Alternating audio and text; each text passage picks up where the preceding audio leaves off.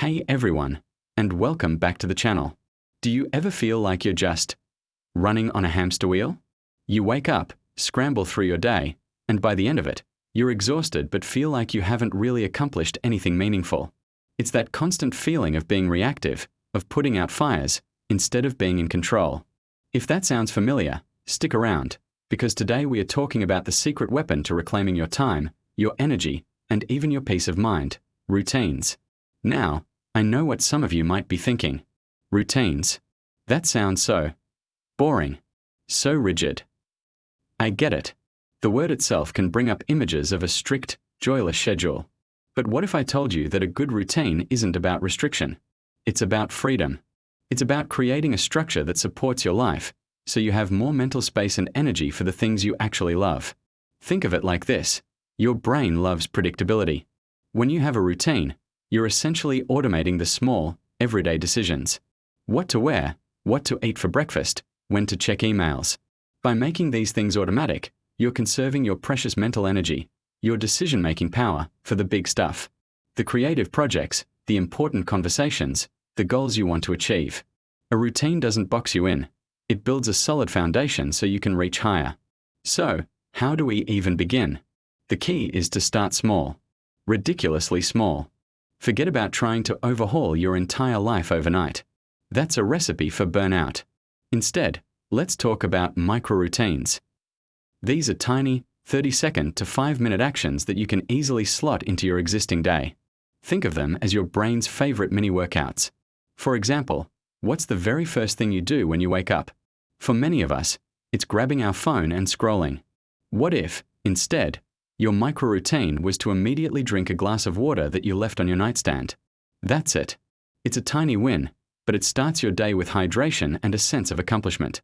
Another one: before you open your laptop for work, take 1 minute to tidy just the surface of your desk. This simple act creates a sense of order and signals to your brain that it's time to focus. Or how about this? The moment you feel that mid-afternoon slump, instead of reaching for another coffee, you stand up, stretch for 60 seconds, and take 5 deep breaths. These aren't life-altering changes on their own, but they are the building blocks. They slip into your day effortlessly and begin to rewire your brain for greater calm and balance. The goal here is consistency, not intensity. Once you've got a few micro-routines down, you can start building them into larger, more structured daily routines. A daily routine is simply a personalized, consistent sequence of activities. It's your unique recipe for a successful day. The most powerful routines are often the ones that bookend your day: your morning routine and your evening routine. Let's dive into the morning routine. This isn't about waking up at 4 a.m. to run a marathon, unless that's your thing, of course. It's about setting a positive tone for the entire day. Your morning routine should be designed to serve you. It could include things like 5 minutes of meditation or journaling to clear your mind. Maybe it is 15 minutes of light exercise to get your blood flowing. It could even be as simple as enjoying your coffee in silence, without any screens, just gathering your thoughts. The key is to protect that first hour of your day. Don't let emails, social media, or the news dictate your mood.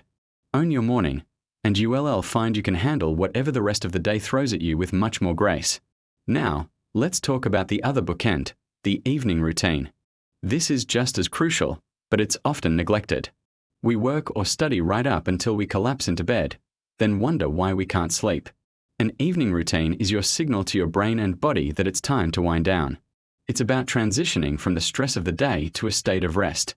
This could look like turning off all screens an hour before bed, reading a physical book, listening to some calming music, doing a simple brain dump where you write down anything that's worrying you, so it's out of your head and onto the page.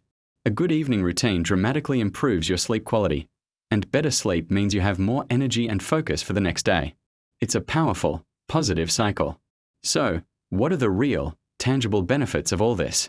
First, stress reduction. When you have a routine, you eliminate the what's next anxiety. You create a sense of stability and control, which is incredibly calming in our often chaotic world. Second, improved mental health.